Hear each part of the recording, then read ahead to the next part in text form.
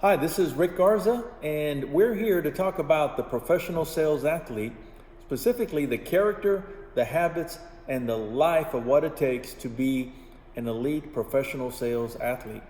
Here in season 2, we restarted and reviewed all of the 5 declarations of a professional sales athlete. And the last episode, I added some additional value, I hope, to declaration number 1, what it can look like, and how you can put it into practice. I want to continue that conversation because in declaration number 1, it says that I am ultimately responsible for the pursuit of and achievement of my results. I can only look to myself and not to anyone else or anything else. As a professional sales athlete, I must dedicate myself to the pursuit of excellence in every endeavor. To do less and give less than my best every day is not acceptable. So when you embody and you accept and you live out declaration number 1, then there are no excuses, there are just results, good results or bad results.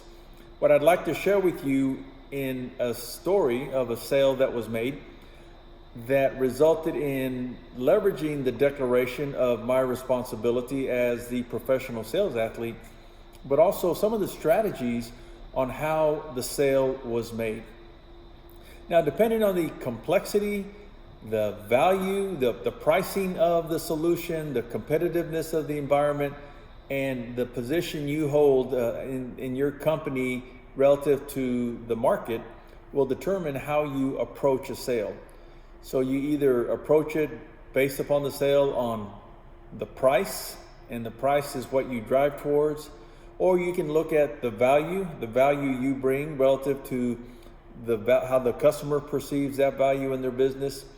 But I found the third one that is the most significant and impactful, and that's by being able to understand their business environment and know what is important to the client and what their outcome is that they're looking for. Because I guarantee you, no matter what you're selling, if you understand what the outcome is, what they want to achieve in their business, not with your product, but in their business, then you can easily step back and ask yourself, how does my services or solutions or products help them achieve their outcome? And I found that to be the most significant. I'd like to share with you just a quick story of a client that I had been working with, one of the largest call centers here in the U.S., and we had implemented a fairly significant size call center. Took a while to develop and nurture to make the sale and implement it, but we had some unique software services that could be added to the sale for a significant price. So we knew we weren't necessarily going to sell it on price, but we had been working on this strategy of selling outcome.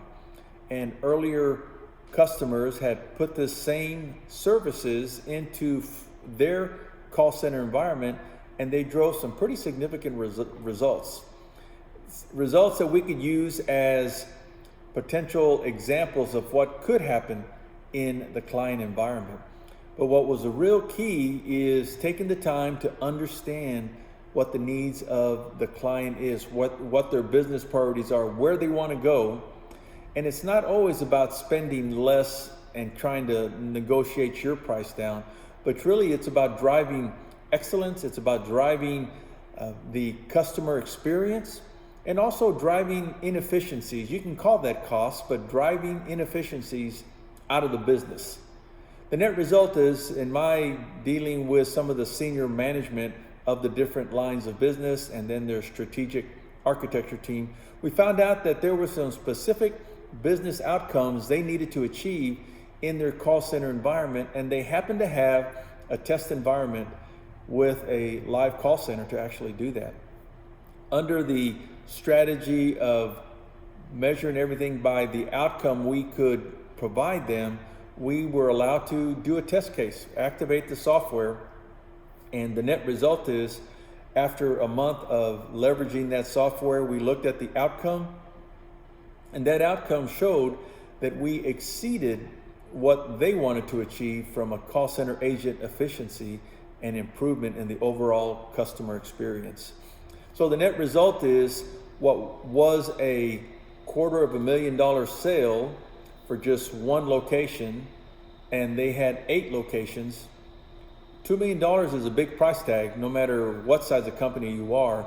But if you're selling outcome, you've demonstrated outcome, and you have shown other clients of similar status or size have had similar results, then doesn't necessarily mean it's going to be an easy sale, but you have everything in place. In the case of this one, we presented it, did the support that was needed to demonstrate the outcome, and we got the approval for 8 locations to activate that software.